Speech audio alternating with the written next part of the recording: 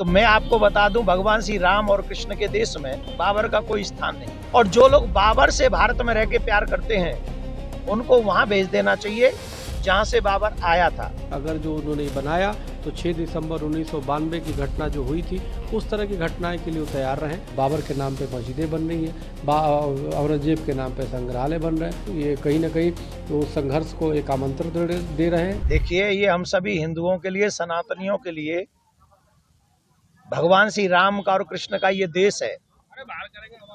और भगवान श्री राम कृष्ण के देश में भगवान श्री राम कृष्ण के वंशजों का सम्मान होना चाहिए। और अभी मैंने सुना है कि बाबरी मस्जिद की नींव रखी जा रही है। तो मैं आपको बता दूं, भगवान श्री राम और कृष्ण के देश में बाबर की कोई जगह नहीं, बाबर का कोई स्थान नहीं। और बाबर की जो विचारधारा है वो उचित नहीं है, वो अनुचित है। और जो लोग बाबर से भारत में रह के प्यार करते हैं उनको वहां भेज देना चाहिए जहां से बाबर आया था, अथवा वहां भेज दो जहां पर बाबर अभी है।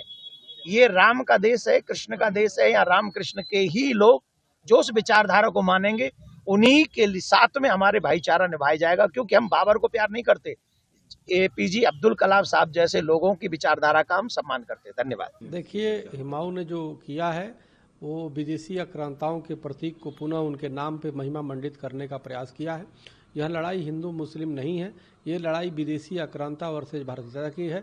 और जिस प्रकार से हुमायूं ने वहाँ पे बाबर के नाम पे मस्जिद बनाया है, वैसे भी इस्लाम के अनुसार भी किसी के नाम पे मस्जिद नहीं होता, लेकिन उन्होंने बाबर का बनाया है। तो बाबर एक विदेशी आक्रांता था, औरंगजेब एक विदेशी आक्रांता थे।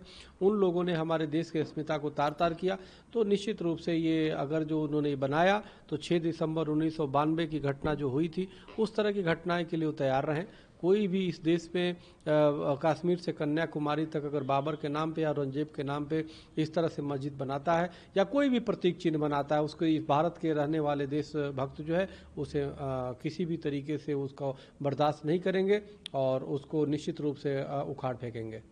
असुद्दीन ओवैसी है वहाँ पे, वैसी बंधु है, तो वो तो उन तरह की करते ही हो, तो जिन्नावादी सोच के ही हैं। एक मुस्लिम संगठन कर रहा है ना, मैं समझ रहा हूँ, लेकिन उनका संरक्षण होता है।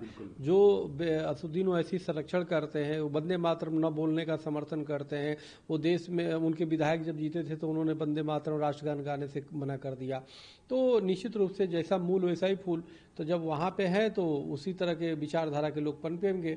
लेकिन भारत के राष्ट्रभक्त जो है किसी भी तरीके से औरंगजेब बाबर के नाम पे या किसी मुगलों के नाम पे कोई भी बनता है कुछ भी, तो उसको उखाड़ फेंकने का काम करेंगे कानून सम्मत तरीके से। असली जड़ में जो सेकुलर के नाम पे इनके नेता जो है इफ्तार पार्टी किया करते थे और इफ्तारी नेता बन गए थे, उन्होंने हिंदुओं के साथ बहुत छल किया और इन्होंने ही देश का विभाजन करवाया। अगर देश का विभाजन भी हुआ तो मान लीजिए अगर पाकिस्तान मुस्लिम राष्ट्र बना तो भारत को हिंदू राष्ट्र होना चाहिए, लेकिन सत्ता लोलुपता में ऐसा नहीं होने दिया।